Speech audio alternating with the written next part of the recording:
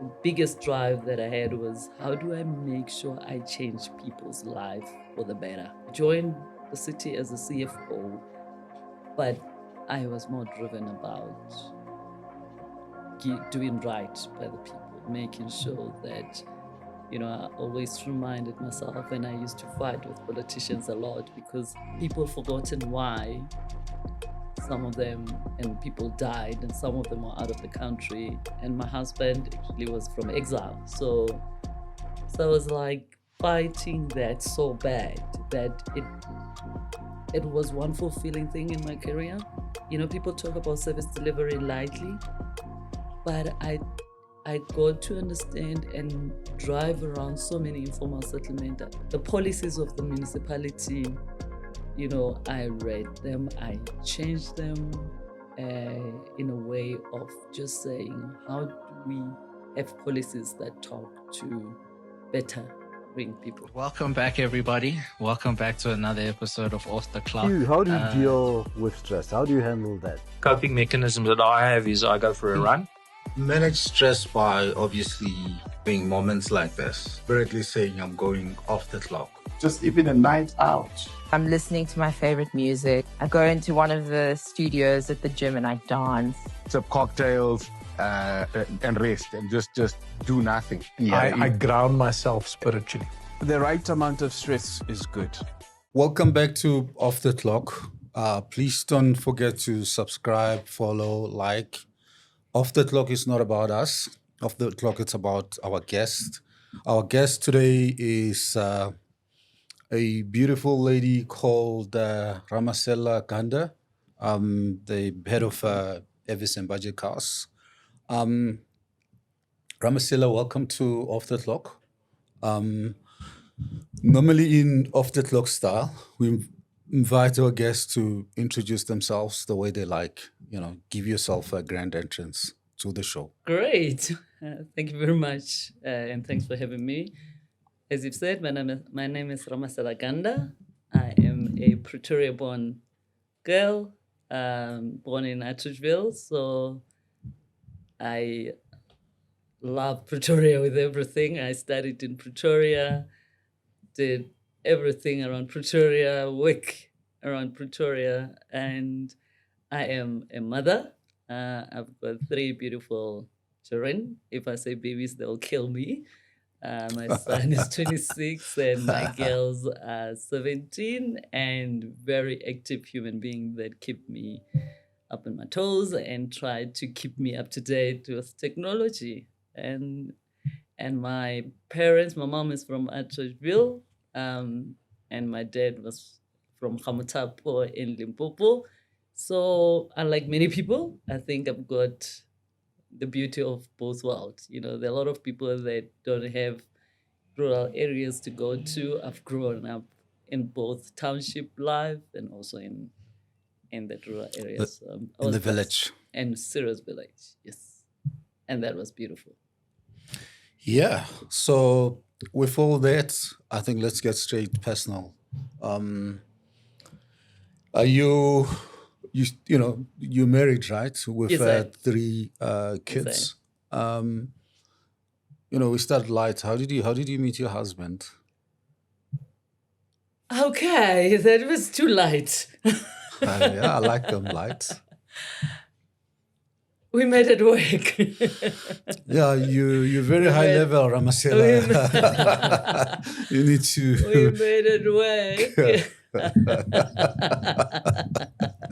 I was never ready for that question. So we worked together in different departments, different places. I worked in that place actually for all of 3 months. And Which place was this? It's a very one of the big corporates in South Africa.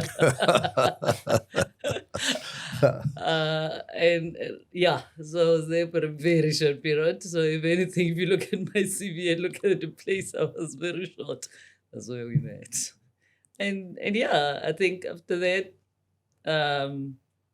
he pursued me after that, and then we got married later. No, but seriously, you're very economic about how you met your husband. Normally, it goes like this. I met my wife in a canteen, and she bought me ice cream or whatever. Your story is very, very C-suite, very executive, very high level. We want a bit of details. Off the clock is not about us. It's about our guests, the personal stories. A little bit deeper than that. I'm very private. Okay. I tend to keep my life very private and appear more as Avis. So yeah, it is so embarrassing. So that's why I was kidding.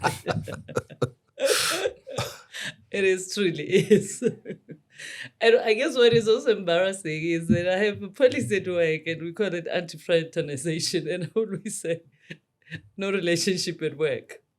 So it takes one to know one. So maybe that's why it's so embarrassing. So you don't want to promote it at your company? No, look, we actually started dating after I left the place. But I mean, let's be frank. I mean, brutally honest. I mean, a lot of relationship for younger people, get generated where people convene, either at church, at work, at the river, places like that. So, as much as many companies have policies of, don't date at work, don't do that. But the reality is that, people see each other at work, like maybe in your case. I mean, I saw you at company B, and I leave and go to company C, and I give you a phone call and say, I think you want to buy you ice cream. I'm like, That's exactly how it happened. That's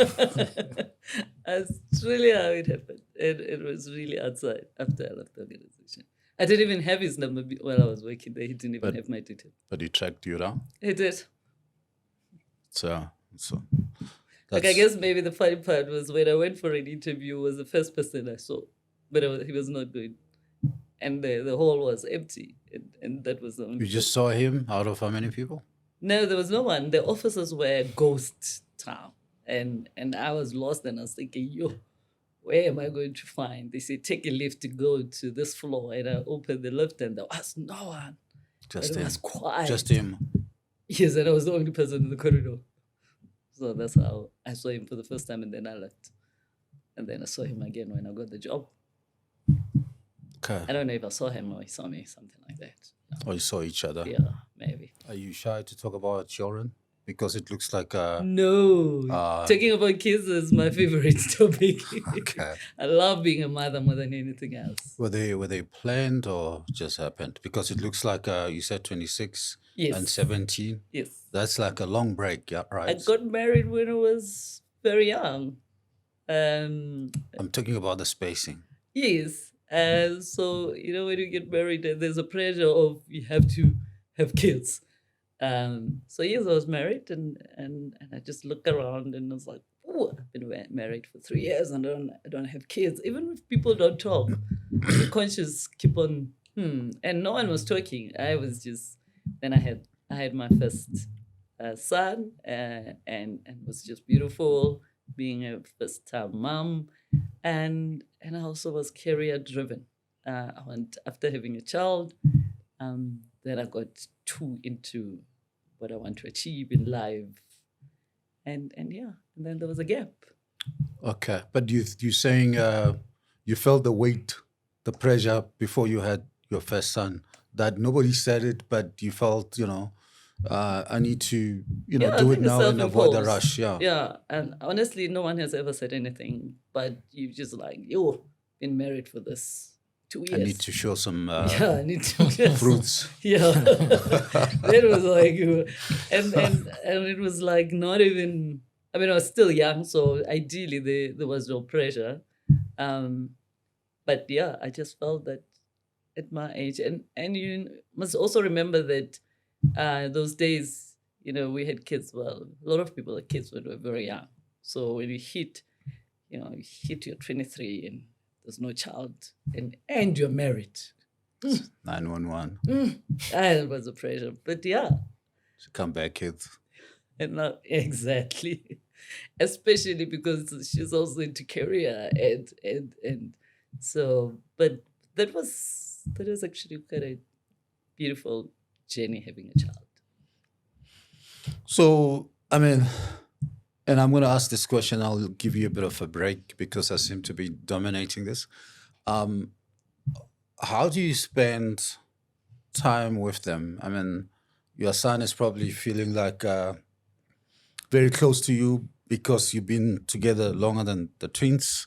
And do you do it all together most of the time, or you kind of, divide and conquer? Some time with your favorite son and then the favorite twins. How do you go about doing that? Because the whole family together, we're all together, sometimes doesn't work. At least for me, this works. Yeah, true that. So with the girls, we've got girls out, girls dates, and I go with my girls out. Movie. I mean, they wanted to watch, and we've been being deliberate. They wanted to go to Michael Jackson. They want to do that, and it's just us. When they were still little, we'll do a lot of breakfast. Now they can't wake up in the morning. But then they used to wake up early and we will just do our own breakfast, just the three of us. The girls. The girls. Okay. We'll do, just spend the day with the three of us. What is happening now is my son has moved out. So it's, in a way, becomes more of a girls' house. Often, yeah. And your husband feel it? No, I think he does go out with boys. I guess that's how he feels it. Like we get out of the house a little bit and get a variety. And birthdays, I also do dates. And this afternoon after finishing, I've got a date with my son. So I'm good. I do deliberate dates. Okay. And we go out and it's just the two of you. And the two of us, and they catch up and we come back, and now that he's got his own place now, we don't even go to the same place. It's like bye. So he goes. So but that's what it works. It just connects us. It's Friday, it's relaxed time. So we're able to catch up on things that ordinarily at home we won't talk about. You feel like he's more closer to you? Look, he had 26 years of his life with me. And so that he is, we get close to each other. I'm very close to my kids. But more close than anything. So, and because I know I work so long hours, I sort of become conscious of the time, and that's why I put time out. That when I finish, I need to just spend time with them. They grow very quickly. My girls are 17. They will be visiting very soon. So empty nest, here we come. And now we have to look at each other only. So was there separation anxiety when your son left the house? I had to be counseled. I've got a friend of mine. You serious? Yeah, for real. You got a shrink and everybody around you? My girls' team, my friends. Oh, okay. So I remember one of them said, "But Ramasela, he's 20. He only left last year, by the way. He's 25. He's been with you forever. He did when varsity he was at home. He did everything. Just let him go." And yeah, so there was a lot of conversation. Was it easy to let go, or you just had to let him go? I had to just psych myself that it is the right time for him to go. It is the right time for him to be on his own. He's not far, so I can always catch up with him when time allows. So the first couple of months were tough, but afterwards I was like, okay, no. He's gone. I used to call, "Are you coming home for, I've cooked." Yeah, so I'll just I've got your things that I never used to like, but I know he liked it. So it's like I cooked this for you. And he'll be like, "No, I'm not coming." I was like, get used to it. Wow. Do you think it's gonna be the same when it comes time for your daughters to move out, or you're gonna be like, I've done this before, you guys can leave? Look, I actually say in a lot of things that my son has prepared me, even school or anything has prepared me. I tend to handle the girls differently. What will be harder with the girls is that there won't be any child anymore in the house. Yeah. Because with him leaving, I still had my daughters, I still had my friends, because they're my best friends. I still had my best friends to hang around with, and if we say we miss Uri, and Lesotho Little will say, yeah, ma, we also miss Uri. So it is that way. So, but I think with them, it will be really, really empty. So, because there's such a big gap between your son and his sisters, you were a boy mom first. How was that like? And then also tell us, how was it like when you actually had your daughters? Also, it was twins, so that was probably overwhelming. But like, and then now you're a girl mom. Well, both, but more girl mom now. Look, being a boy mom is easy. Or it was easy for me. He was an easy child, even from baby side. And then the girls were two, and they cried like like I've never seen kids that cry that much. So some of the things I say, he prepared me, and I used to say, you have not prepared me for this. And also I was looking forward to also having girls after having a boy, because I was like, oh, I'll do their hair, pink dresses and stuff. And by the time my kids were 4, they didn't even want a dress. They didn't want pink. So I felt like I just continued with dark pants throughout. they do their hair. They just walk. They've got a way of walking. They've got a way of, ma, we don't do this, ma. I mean, I remember during their confirmation at church, so, girls wear dresses and skirts during confirmation.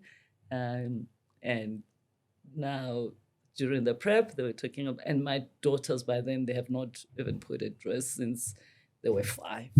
Oh, wow. And now they need to wear the skirt.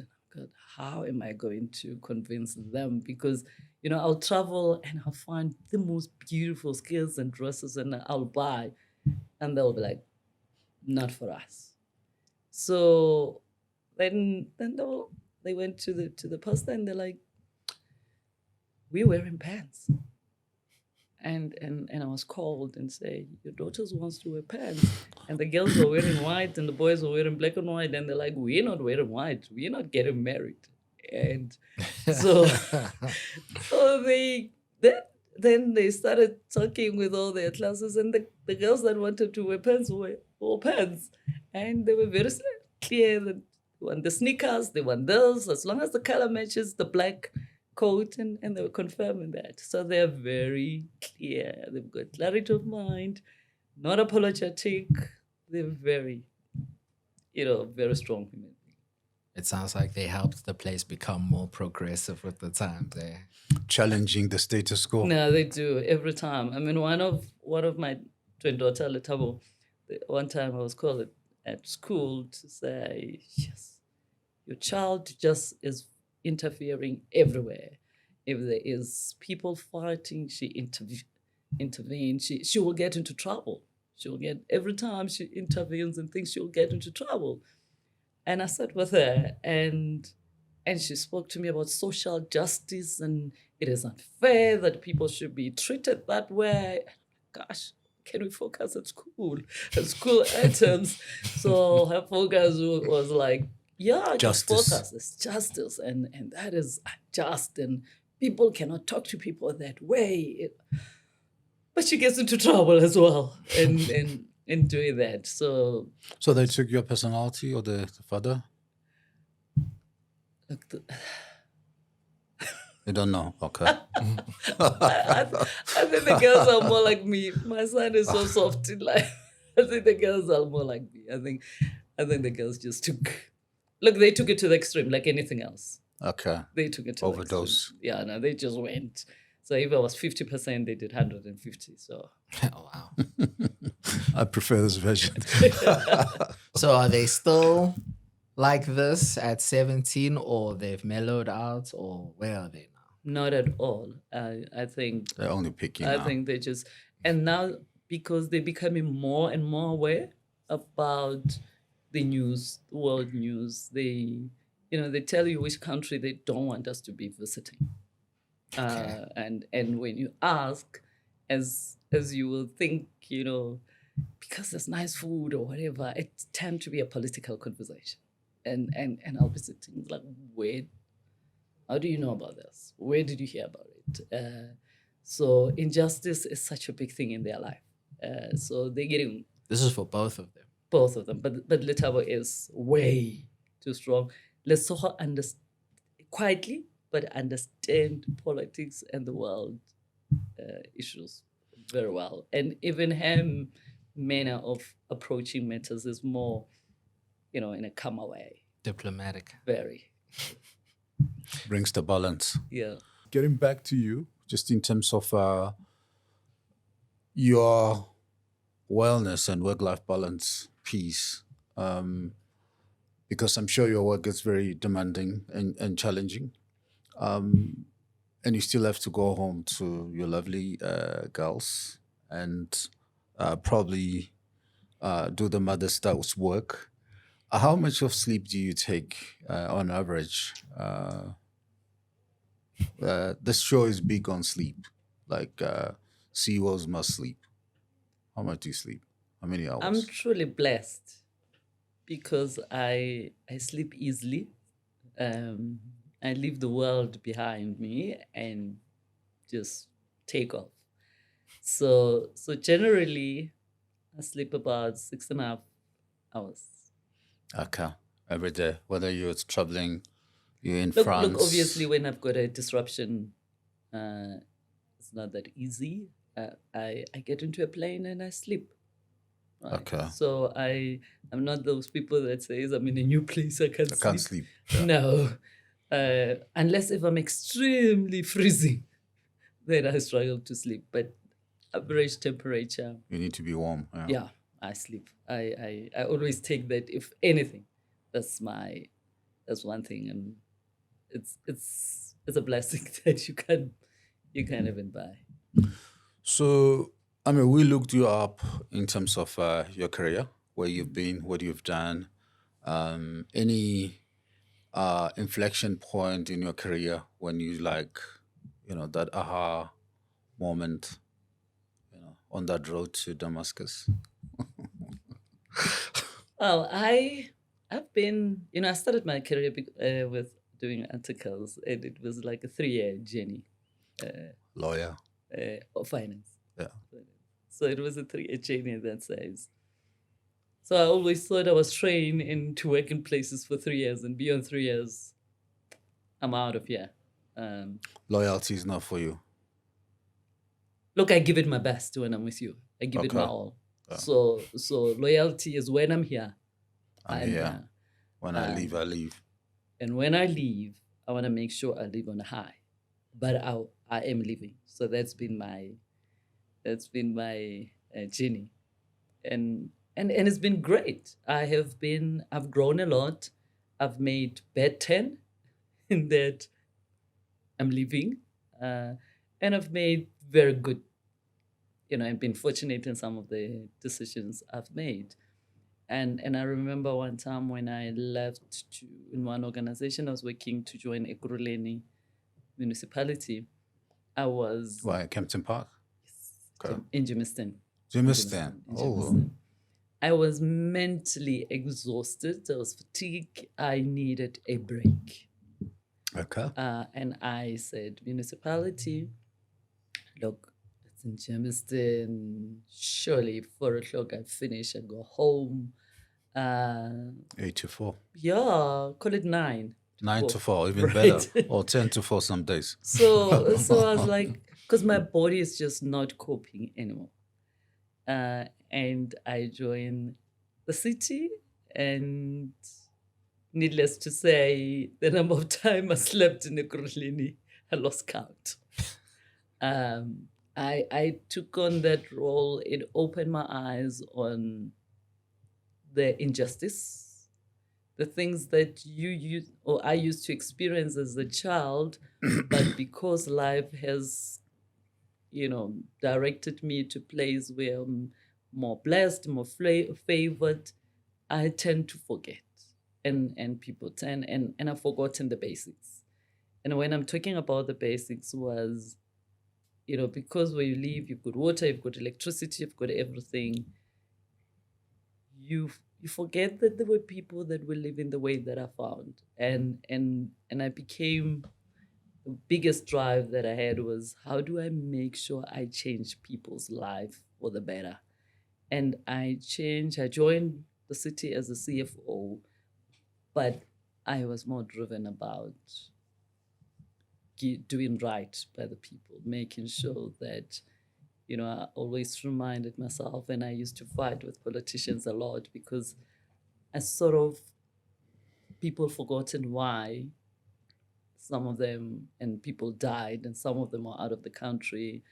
And my husband actually was from exile. So I was like fighting that so bad that it was one fulfilling thing in my career of, people talk about service delivery lightly, but I got to understand and drive around so many informal settlement. I made them my point. The policies of the municipality, I read them, I changed them in a way of just saying, how do we have policies that talk to bettering people's What was lives? your role there? I was a CFO. Okay. My job was just to make sure payments are made and collected and everything, but it was just not what I was supposed to do, and that much I know. I went there for a bigger mission, if not for anybody else, was for myself to grow and see the injustice of a country and say what part. Because I always used to say, I'm in private sector, and it's nice to comment. The queues at Home Affairs are long, and all these things are wrong, and how can these people do this? But I took it upon myself to say, well, okay, then now that I'm here, I have driven. Ekurhuleni is big. We're talking from here in Bedford View all the way to Nigel Springs, that side. You're telling me? And I drove.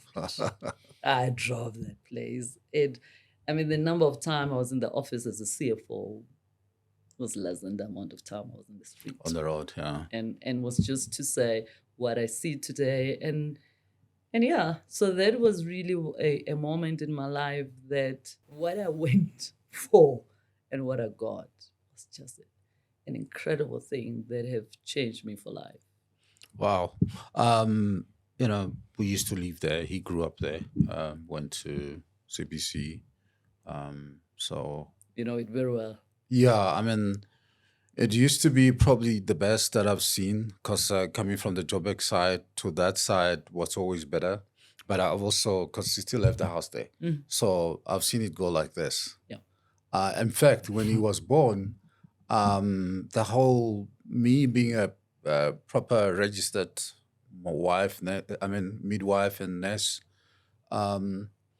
I got impressed by when he was born and he was home. The next week, the nurses did a home visit, which was like pure primary care at best. But I've seen that dissipate and going down to nothing. I remember I took him for his last immunization jab, and it was still working and okay. But over time, I think it's not the same anymore. In fact, I just came from there just now. Sad. It is. I think for me, it was one of those. It was really great. Look, all is not lost, I always say, because it can be turned around. And I believe generally when I look at things, whether we talk about the city of Johannesburg now, all those things can be turned around. Just with the willingness. Can be turned around. It looks like you've been everywhere, judging from your resume. Any regrets, any things that you could have maybe done better, differently? You said you kind of, give organization 3 years and you keep on leaving, moving. Any? You know, I'm not going to answer your question directly because one of the things I left by was I make a decision based on the information available for me and at that time and apply my mind. And if it doesn't work out, it doesn't work out. So regret is not one of those that I keep on telling my kids, just make sure you think through your decision and whatever happens, stick to it. So just maybe to conclude the 3 years thing, when I joined Balo World, the CEO of Balo World said to me at that time and saying, Ramasela, you're no longer getting younger. So you need to cut this jump everywhere. And I did listen. You were talking about I did listen because look, I'm now 7 years in one organization, so I'm Balo in Avis, but I'm very. You were 7 years there? I was 4. I was 3 at Balo and then Balo Avis was part of the Balo group, and then I moved to the Avis. Spinned off. Yeah. So I listen. That I'm no longer getting younger now. I must work for retirement. So I am. So that has been the journey. What I've learned in those decisions that I've made of leaving the organization. There's one decision I made, and that's when I was very young at Vodacom. So I joined Vodacom, and I was in the finance team of marketing. And marketing people are like, they love life. And if they've got a budget, they do love life even further and more. So I was with them. I joined, and the first week when I was there, so that was before we had like a SIM card on or that you can get you can buy SMS. Yeah. On the it's not data, whatever they call it at the time, that you can buy it on ATM. Airtime. You couldn't buy airtime at ATM, so we were engaging with the banks that you can buy, and it was just a foreign thing at that time. Trying to change. Yeah, you're introducing airtime on ATM, but what then happened? We will go, and so Vodacom at that time was still. I was at the Sandton branch, and we will go to one of the banks for an 11 o'clock meeting after 11 o'clock. And then guys, lunch. And I remember in one of the lunch, which started at about 1:30, I ordered a milkshake. And the guys looked at me and was like, you're in the wrong place. We don't drink milkshake here for lunch. But what was worrying to me, and this is where the decision came, we were doing that often, and this lunch will end up being 5:00 or dinner. Yeah, and I'm at that time, I'm very young. I want to become I'm a chartered accountant. I've got energy for years, and I want to learn. And I didn't come here for lunch, for lunches and drinks, and that goes.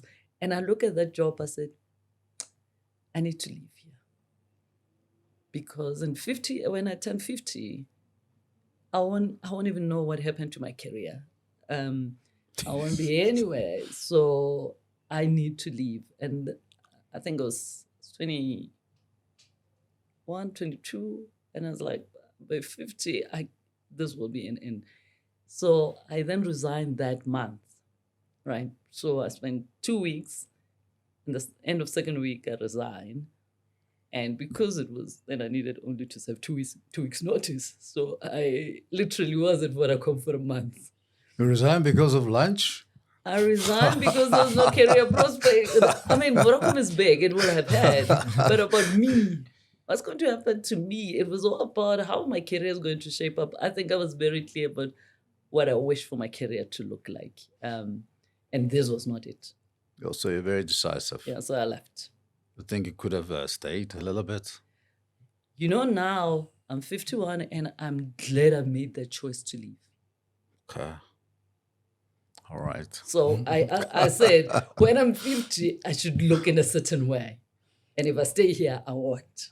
And you think you've achieved that? You look the way you like to look. It has turned this out, way. God's mercy, it has turned out exactly when I made that, when I gave up that milkshake and the lunches and and what could have followed after the lunch, I gave it up.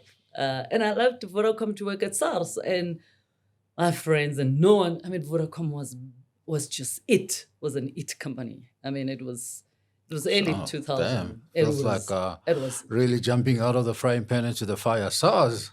Yeah, and people look at it as like, you go to government, you had the live, Vodacom will give you the live. I mean, we were already during that month, we were planning Durban July, and Vodacom at that time, it was called Vodacom July. I mean, and I was in marketing team, so I had a live in 2 weeks. I had a live, and I realized, and then it was a good life, but I said, The good life. this good life, it will be short-lived for my career.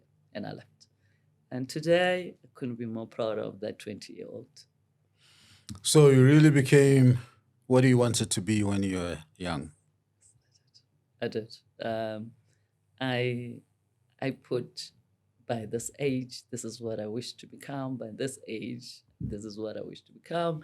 And CEO was definitely one of it. When did you realize that you were ready to become a CEO, though? Look, spending time in government already was giving me, I could see I can run any place, right? And I was a CFO. I was not a number cruncher person alone. So my view was Wanted always the details, bigger. yeah. Yeah, always bigger. What where are we going?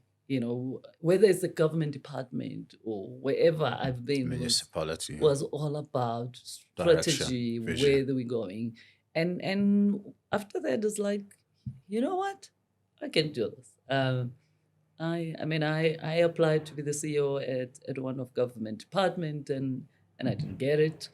How did you feel? When I didn't get it, Yeah. I was okay. I was in that organization for about maybe 6 months when the role became vacant.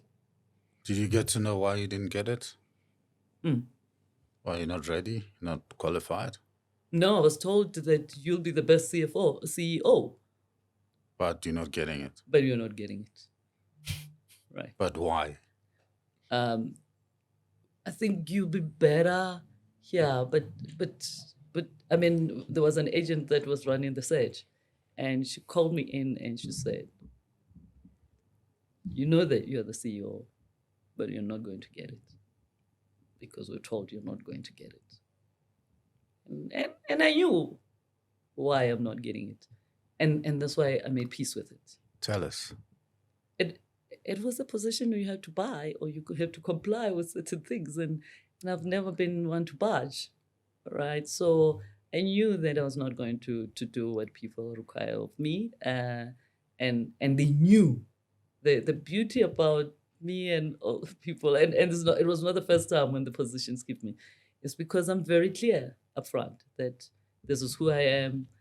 You take it, you leave it. But when you take it, you'll be so happy. I'll give it my all. I But think you might not I think maybe more for your generation as well, in terms of, sometimes you don't get the job, not because you're not qualifying, but you just, maybe there's no alignment. You just don't like each other and all the politics in it. So that's why for me, if I apply for a role and I don't get it, I don't take it personal. Because it must work for me as much as it's working for them. Otherwise, it's not going to work. It's going to be short-lived.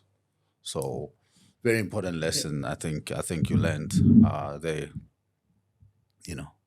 I don't know if you have any follow-up question there. No, I wanted to I've ask, got what's lot of questions. how have you experienced working for government versus working in private sector? What are those? Would you be able to say these are the pros and cons of each?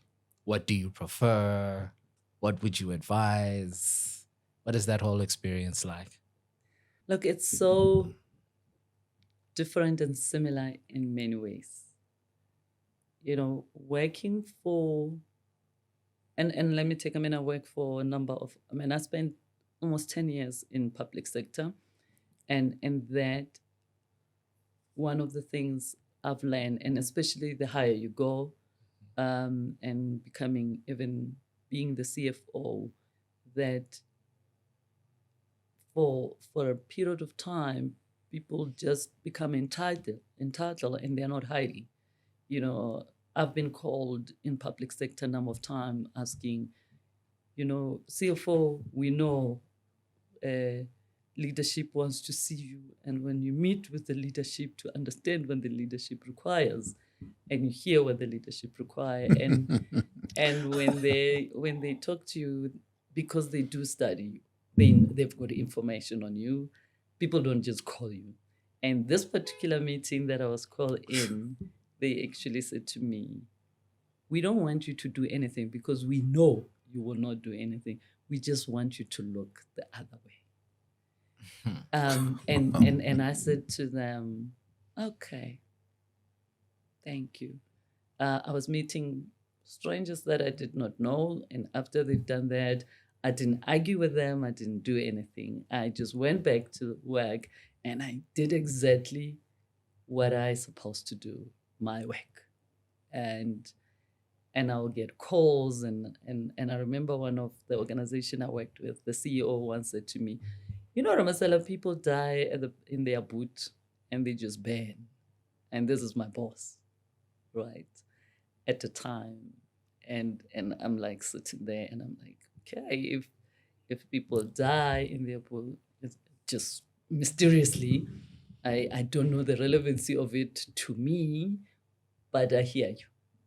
And things will follow that way. And I mean, I went to I think the private public sector, that is the biggest issue, where you're confronted, and when you've got your ethics and you know what you stand for, then you become the persona non grata. And they are very blunt. I mean, people don't hide themselves. They don't send a third party. They even tell you who sent us and who told us about you. So you feel like a target. It becomes, I mean, at some point in Ekurhuleni, my walnut came off, but luckily, Well, the safety one. yeah, luckily the German car I was driving had one safety one that held it together. That held it together until I went, because the car was doing this. But it's a safety issue. It's a safety issue. It's a personal issue. And I mean, the number of times people came to my office, I remember one time having people came to my office and they said to me, we're looking for CFO, Upu CFO. And I had an oldish lady as my PA, and she was so terrified.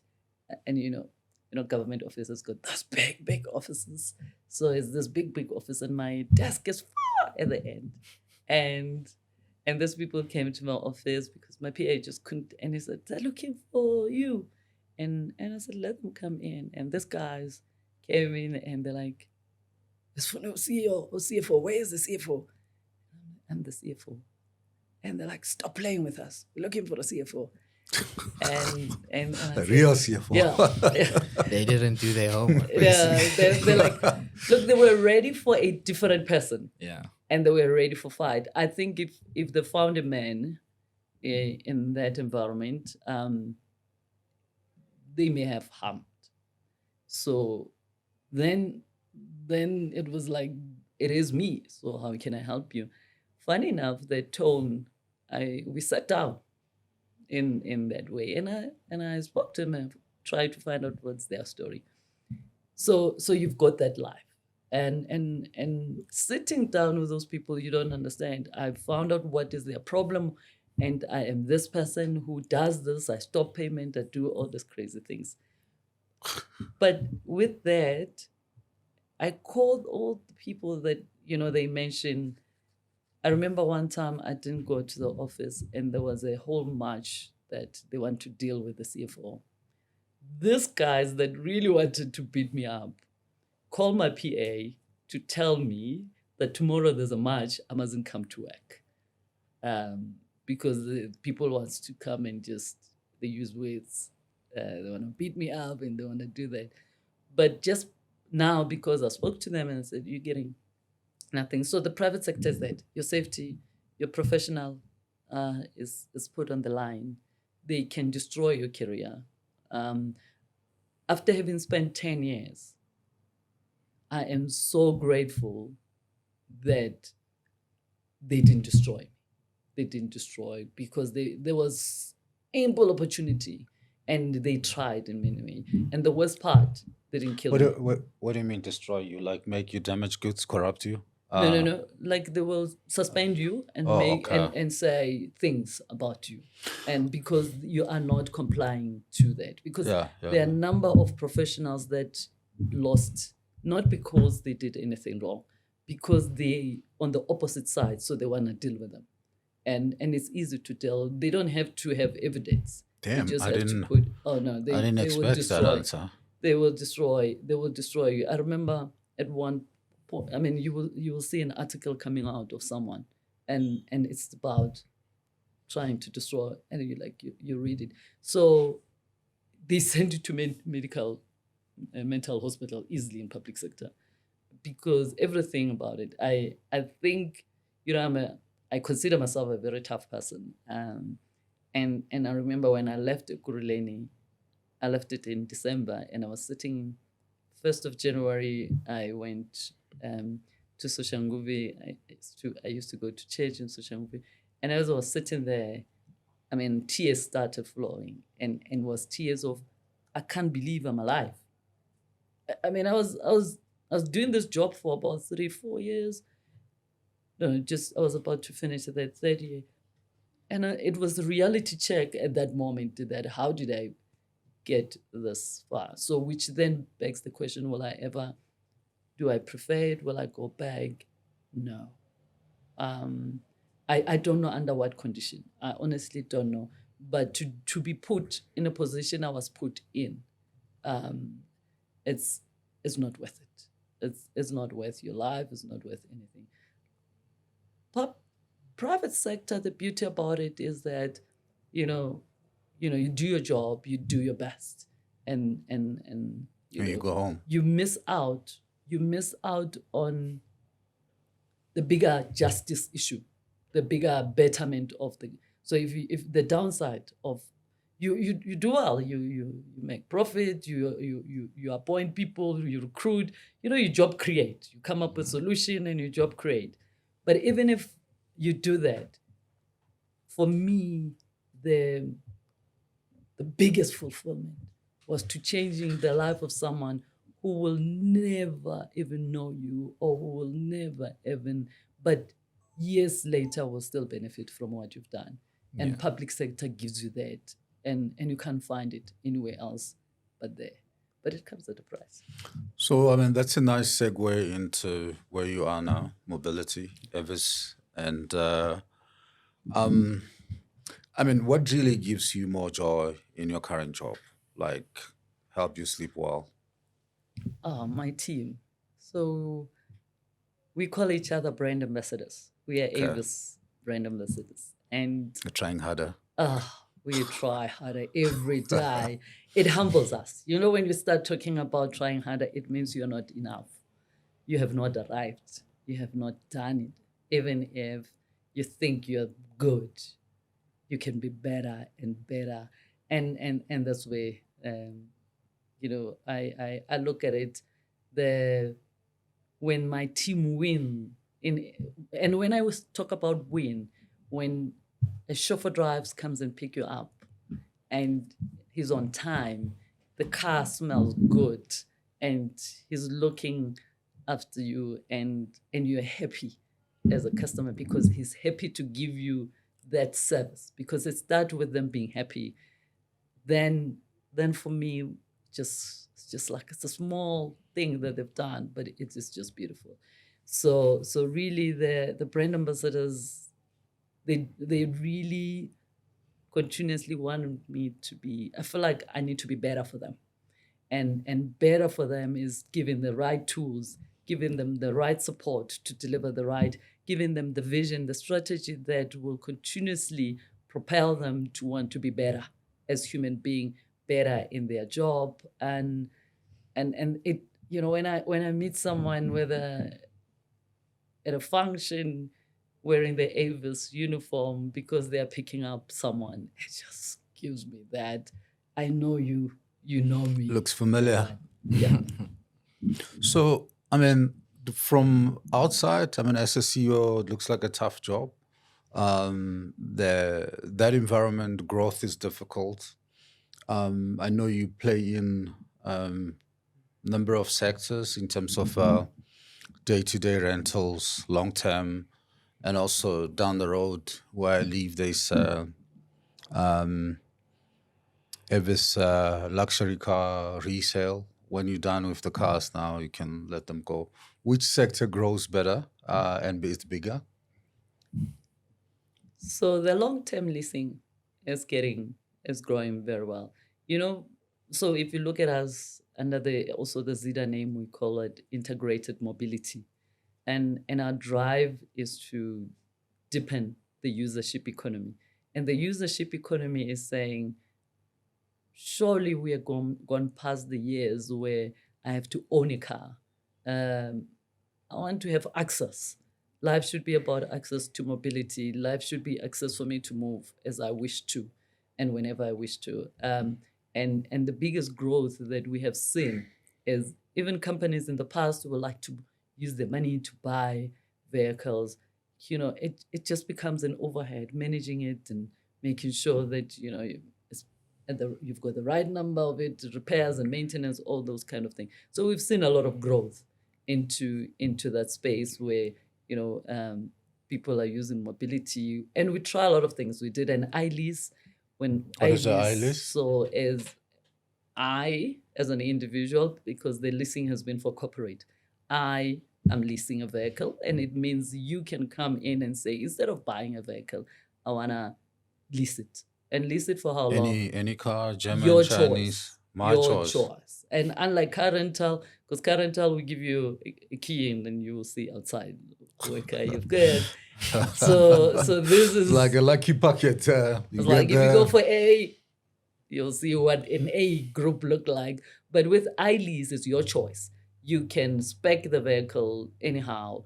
But the beauty about it, because speccing the vehicle in a different way, it's not a new thing. Because even if you buy your own vehicle, you can spec, say, yeah. I can say I need Warm red, steering and all the and seats. red interior, blue outside. You can play with it. But what iLease is so different is that you can terminate anytime you wish to. Anytime, like I can do 2 months. You can spec terminate that anytime. BMW for 3 months, and Anytime you we want need to talk, Ramasela. We need to talk. And you know who we design it for? We've got people that work projects, right? Yeah. And you've got a 6 months project, you've got a year project, you've got a 12 months project, and life is uncertain. Even for people that are working, life is uncertain. You don't know the runway. Today, you're getting into a German car. Yeah. Because you can. Yeah. Right? But life throws. Yeah. But you still need mobility. And if you were to send it back to a bank, banks don't take cars. We take cars and we put it into their business is not cars, it's to finance you. So we take your car and we put it into the luxury, if it's one of the German cars that goes into the luxury, and someone else will rent it. So we don't run short of option of what to do with the car. So hence termination of it does not face us. But is there a penalty? Depending on, I mean, if you 1 month, we will give you an offer for 1 month. But if you say, because you have to indicate how long, but life happens. So the first 3 months or so, there might be a small penalty. Yeah. But it's nothing like, you need to be blacklisted, you won't even. And we also have a penalty stretch payment, because most of the people will have been under, it's not a choice. You're going through certain challenges and you're saying, can I have the car? Can I bring the car back? So, and it also depends. if you take like a vanilla car that is so basic, then don't have to even charge you a penalty. But obviously, if you put, I don't know, 30,000 rims on your car and you've put all that, you've just made it very difficult for optionality. But if you've taken a very generic car that, a black Mercedes-Benz C-Class, I can always go into... White is better. Look, we have gone into your choice, right? White has always been better, but we've gone into your choice. Can Yours. get a green. You can get a purple color. And that's what Alice does. It's all about, meeting you at your needs. It's about, and some people take it for 3 years. You can take it for 2 years. Depends on how you wish to deal with it. And I think the more you open in front and say, I've got a 6-month project, then we're able to design a solution for your 6 months project. You don't have to come and rent a car for 6 months because it will be more expensive for you. Can lease. To rent a car for 6 months. We can lease it to you. We can structure the deal. So I think the difference between what we've always been doing is that we have a, bespoke now. In the past, it was one size fit all. You want A, B, C, D car, that's you. And how does innovation happen in your environment? I mean, I guess iLease came out of Innovation Hub in your teams coming up in terms of saying we need to stay with the times, the needs out there, things are changing, people want different things. So we work as a team that look at innovation. So we discuss it quite often, what is happening in the world. Because we also we belong to the Avis Budget Group globally. We tend to touch base a lot into what is happening, tap into that space. But we also open it up to staff. And if you've got ideas on how we solve a problem, because we're doing this, we're solving a problem. So what problem can we solve? Okay, so I got 2 or so questions, and I give you some, and some moment to ask some, and then it will be a moment of revenge. Who owns Avis Budget? Is it a franchise? South Africa? You just said global, and I've been to many cities around the world. You guys are there. You're trying harder everywhere. So in South Africa, Avis belong to Zida. Who's Zida? Who's this Zida lady? so Zida is a listed company, which I'm the group CEO of. So we listed on JSE and different shareholders there. But the Avis... Big shareholder? Biggest? Institutional. Oh, okay. Yep, institutional shareholder. And the Avis itself is a license agreement to use the name. For international? Yes, both. So we've got a license for Avis, we've got a license for Budget. So yeah, that's an international, it's a global. We are the largest country outside the US, and it has countries all over. So we're the largest company outside the US. Yeah, I saw you, 10 billion rand business. My last question, and then Matlatu will chip in. Looking back, I mean, your career is very colorful, public, private sector, and you managed to get to that kind of office, something you wanted to be when you're 20. It's possible, right? Matlatu can see that. Technically, I'm a founder. Yeah. You did it. Yeah. In looking back, any person that you should have apologized to in your life journey, that you should have said sorry, I regret, I didn't treat you good, anything. I mean, you don't have to do bad to apologize sometimes. My kids. Your kids? My kids. All of them, or three just of the them. girls? Okay. All 3 of them. Okay. I wish I attended some of their activities. That's cool. That's cool. That's why this is work-life balance story. Yeah. podcast. Yeah, I wish I was there more. So you missed some very important events. I have missed a good event. I've come home number of times when they're already asleep, not feeling well, maybe psychologically, and I did not know. Maybe not in being in a good space because health-wise is easy because you get a call from school, like they're not well. So that part you can do it. The part you can't do is when they emotionally need you and you're not there. That is one thing I'll continuously say, I'm sorry, my babies. That's deep. I think just to say something, right?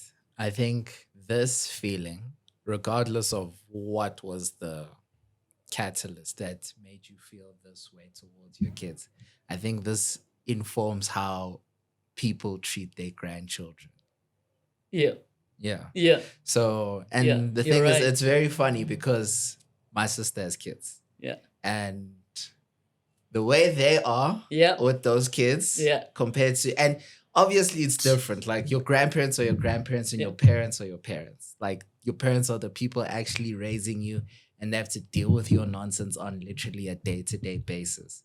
I think grandparents, they look at the whole situation with like rose-colored glasses and they only have this much time with you. Yeah. So they make it like they try so hard to be, I think, the parents that they couldn't be for Yes. us. Not because they didn't want to, just because of hindsight. And now that, in a way, you're given a second chance for this and you want to be the best that you can be for at least your grandchildren. Spot on. And I think it's real, right? Because hence you see how much overjoy parents are when they get grandchildren. Yeah, I no. think it's a chance. It's a second chance of you slow down as well. Yeah. Right? You're wiser. You're wiser. And you have time. You were chasing something and you realize that, okay, I'm here now. But this is a beautiful soul. I've been given a chance to grandparent better. You're so spot on.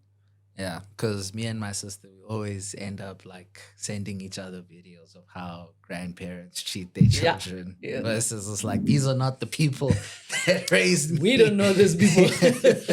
What are you saying? I mean, you broke my heart. I It mean, is I exactly was, that, right? I was a good parent, right? No, I'm not saying you weren't a good parent. Dad. I'm just saying that the things that you probably feel like you weren't able to do for us or things you under a microscope through like introspection of your own life, you can be like, maybe there are things that I wish I could have done better for my son in this instance or for my daughter in this instance. It's just a second chance. It's different.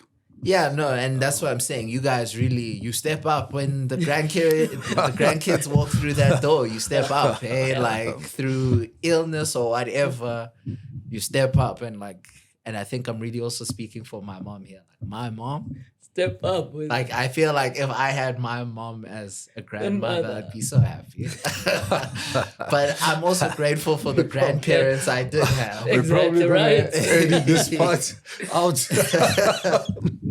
He helped me with the debate. I'm happy with the grandparents I do have because Yeah. obviously I understand context. Yeah. Obviously I understand different generations, and obviously I understand. Also, at some point, you also lose your grandparents. Yeah. And like you also, with whatever, how many grandparents you have left, you also start to appreciate that relationship, because I also think that's a very, very, like, if you can get that, and I don't think like people really get it wrong, but if you get that relationship right with your grandparents, I think you're also able to connect on a better level with your parents, because you really see where your parents are coming from and how they were raised. Because it's one thing for your parents to tell you how they were raised. It's also another thing for your grandparents to let you know this is what happened back then, and how they also view your parents as their kids. True. So important. I just thought that was very fascinating. Yeah, and I very wanted to point it out. fascinating and emotional. That moment has arrived for you to ask us 2 or 3 questions.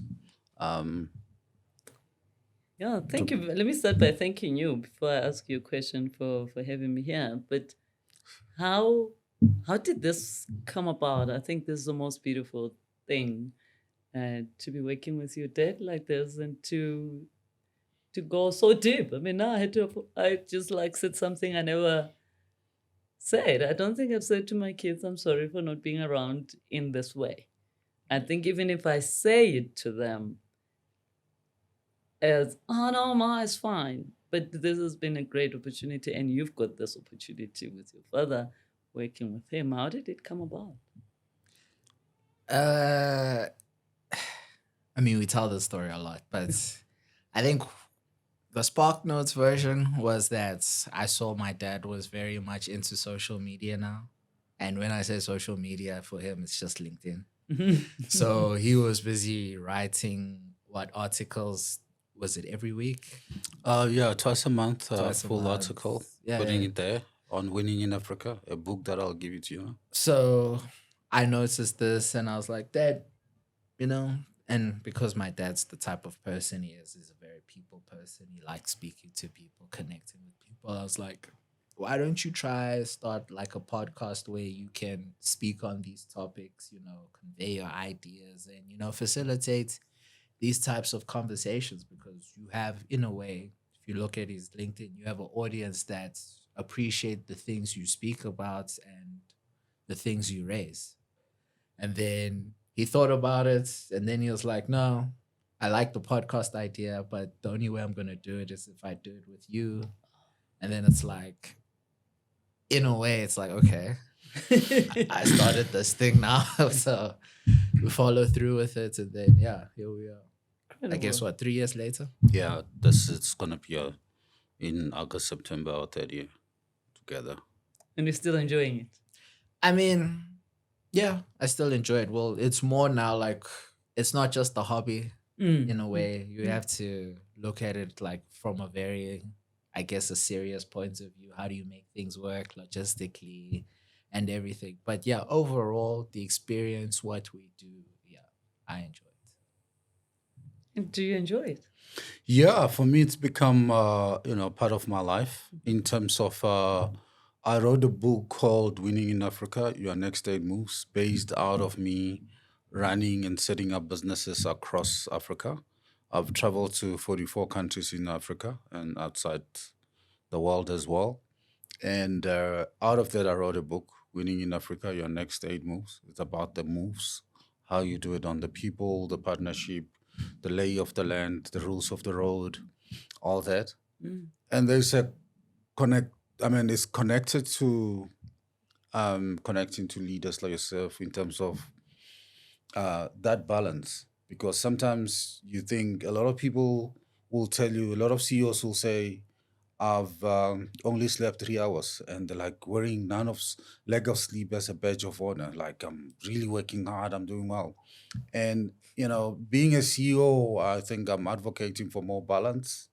That leave work at work and go home to your twins, your son, have a kind of a date with your son, and that part I enjoyed a lot. And we've done some of in-person event where we feature Ed Gibbs, I'm a fellow there, CEOs like you, touching one angle. We're just about to take it to another level in terms of roundtables, different topic. But off the clock, it's about work-life balance, longevity, CEO well-being. Okay. You may be making a lot of money but not happy. We're trying to keep you balanced and happy because money alone will never make you happy. Believe me. So I enjoy it very much, and I think at this state of my life, I think the impact that you spoke about in terms of working for government, municipality, I think it's. We did an event where we're putting CGM on some at YPO. And see how CGM is continuous glucose monitoring, how different food type and drinks impact your sugar levels, alcohol, and this and that. It's like, Yeah. that stuff helps me. And how do you keep your balance? You mentioned about traveling, because I think one thing that takes away from family time is travel? How do you balance? Look, I mean, I'm not an angel. I kind of learned along the way. And this also being here is part of the balance because I do what I like to do with my son. Sometimes my daughter will be here. I love music. I collect wines. I drink some of them slowly. I yeah, I actually Ramasela. I believe it or not, I wrote and directed drama at high school, Masobe High, and played it in my school and other schools. Okay. I always wanted to do that stuff, but back then my parents didn't understand this and thought I wanted to play forever. I needed to be something with a title: Yeah. doctor, policeman, nurse, driver, priest, something. Yeah. And now it's a way of coming back into doing what I like with whoever I like, and so that's how I keep the balance. Yeah, occasionally, I mean, now life is at a different place now. Granddaughter will visit, and we have ice cream. Lovely. It's not that simple. Just by the way. It's not that simple. Yeah, in that way, I mean, it can be messy and dramatic, but How it's old is she? 2.5. Yeah, it's 2.5 times flies. She's a handful. Compared to my nephew, wow. Different personality, like completely. Completely. Yeah. But she's the light of the I can see it. room. I can see. Everybody else just rally around her. Yeah, especially the grandparents. Yep, I see that. And you've asked me a question, and I've heard about your sister, and now a little bit about your mom. Now I want to know, how did you meet your wife? Oh, that's the revenge part. That is the revenge part. I was waiting. That was the first time I was like, this is coming back. So, and this is something that I pride myself of, because I didn't meet my wife at work, at school. See why I don't talk. No, not to say I'm judging you. I mean, there's no, people meet at different places, and it's their luck. So I met my wife at a CNA. We're all still studying. She was looking for material to build up an assignment or something at college, and I was Carlton Center also looking for some books, and I saw this lady. I you look familiar, and Is that what you we said? connected and had ice cream. I still remember. This ice cream thing is big. Eh? We connected and had ice cream. I didn't even know her, and so my connection has been. I always feel very proud that I found her. Like, you know what I mean? Sometimes you see somebody and you see them again and you start loving them. So for me, I saw her once and I loved her, and I made a move, a permanent move. Or a move that became permanent. I was like, okay. I guess a man and a woman talks about that differently. yeah, there's And different versions. I shall leave it there. There are different versions. There are different versions in stories, but yeah, no. But thank you for letting me in. I think one day we should get mom to come and give her perspective on the story, just to see the. I think so. Can start tonight. I think for the podcast will be better. So yeah, Ramasela, thank you very much for gracing the show. Thank you. We really appreciate it. And to the listeners, don't forget to subscribe, like, and comment. So thank you. Thank you. Thank you.